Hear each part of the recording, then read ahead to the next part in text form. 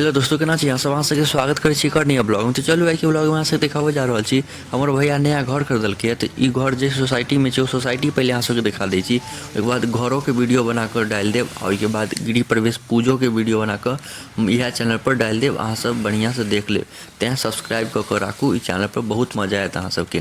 तो देखियो ई सोसाइटी के कते बड़का गेट छै, और बड़का बड़का अक्षर में लिखल छै प्रियोसा ब्लिस सोसाइटी के नाम छै। आई गेट पर दूगो सिक्योरिटी गार्ड खड़ा रहे छै। एतऽ से एंट्रेंस छै अंदर जाके। देखियो ई बगुला सबके मस्त मूर्ति सब बनल छै, एक नंबर। शुरुआते एते मस्त छै। इम्हर देखियो ई मोर सबके कते सुंदर से डिजाइन कयल छै, सब मूर्ति बनल छै। ई मेन गेट छै।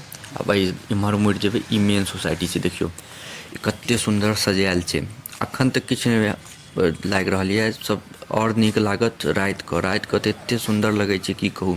देखियो कते सुंदर बैसऽ वाला जगह छै, बच्चा सबके खेलहो वाला छै। इम्हर स्कूटी सब राखऽ वाला छै, आ कार सब छै बेसमेंट में। ओ बाद में देखाब अहाँ सबके। तो पहले चलू अंदर देखाब छी। देखियो इम्हर बच्चा सबके खेलऽ वाला झूला सब छै, इम्हर बैसऽ वाला छै। ई नकली घास छै एहि पर। देखियो बिल्डिंग सब, ई सब सोसाइटी के अंदर अबै छै। ई बैसऽ वाला कते सुंदर कैफे जकाँ। इम्हर देखियो कते सुंदर भगवान के मूर्ति छै। चलू ऊपर जाकऽ अहाँ सबके देखा दै छी। तो देखियो गणेश भगवान के कते सुंदर मूर्ति छै। सबगोटा प्रणाम कऽ लिअ, आशीर्वाद लऽ लिअ। तो अब इम्हर देखाबै छी। देखियो कते मस्त सोसाइटी छै। हमरा तो बहुत नीक लागल, साफ सुथरा एकदम बढ़िया। कते बिल्डिंग छै भरल छै चारू बगल से। आ बैसऽ वाला कते सुंदर बनायल छै, एकदम कैफे जकाँ, एक नंबर। आ हरियर हरियर घास जे देखाइए, ई सब नकली घास छै, देखै छियै। देखियो कते सुंदर छै बैसऽ वाला जगह, एक नंबर छै। एतऽ तो बैस कऽ आराम से साँझ को एते मजा एतै की कहू। आ राति के जे एकर लाइटिंग देखबै तऽ अहाँ सब तो देखते रहि जेबै, एते भयंकर लाइटिंग छै साँझ के। देखियो कते मस्त लागि रहल छै, एक नंबर। ई तऽ हमरा मस्त लागल सोसाइटी सब, बहुत सुंदर साफ सुथरा। देखियो एकदम शांत वातावरण छै, कोनो हल्ला गुल्ला ओते नहि भऽ रहल छै। एक नंबर मस्त सोसाइटी छै। हमर भैया के जे घर छै B1 में छै, B1 बिल्डिंग में। आ ये देखियो हमर भैया के नाम में दिखाबै छै, ये शुभम चौधरी 1001 घर के नंबर छै। 1001 नाम छै हमर भैया के, शुभम चौधरी। इम्हर सब में जे सब खरीदने छै ओकर छै। देखियो एगो और मूर्ति भगवान के, सबगोटा प्रणाम कऽ लिअ। कते मस्त सँ सजायल छै सब किछु। इम्हर बैसऽ के जगह गद्दा वद्दा। इम्हर प्रियोसा वी बिल्डरिएशन। इम्हर CCTV कैमरा सब सिक्योरिटी लागल छै एकदम फुल। इम्हर सीढ़ी ऊपर चढ़ऽ वाला, की कहै छै 10 फ्लोर या जते फ्लोर पर जाके सीढ़ी। इम्हर लिफ्ट छै, दूगो लिफ्ट छै देखियो। अब लिफ्ट के बजा लै छी।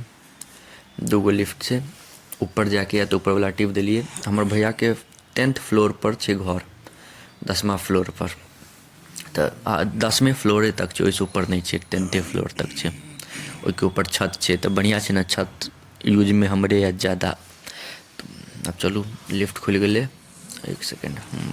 अब अंदर चलै छी। 10th फ्लोर लगा दै छी बटन, बस बंद भऽ गेलै। अब आराम से चलते। बहुत सुंदर हमरा तो सोसाइटी लागल, हमरा तो एक नंबर लागल। बहुत साफ सुथरा। ई सूरत शहर में हमर भैया लेलकै है। बहुत सुंदर 3 BHK छै रूम, 3 BHK घर छै। वो हम अगला ब्लॉग वएह पर आयत। 3 BHK जे रूम छै वएह पर ब्लॉग आयत, फुल टूर देखायब अपन घर के हम।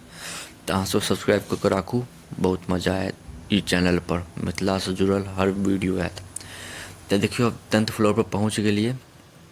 आब खुलते अहाँ सबके देखा दै छी गेट। अगला ब्लॉग में हम देखा देब घर अंदर से इंटीरियर। देखियो ई घर छै जे गेट ये, शुभम चौधरी, शुभम एंड शुभांगी, भाभी के नाम छै शुभांगी।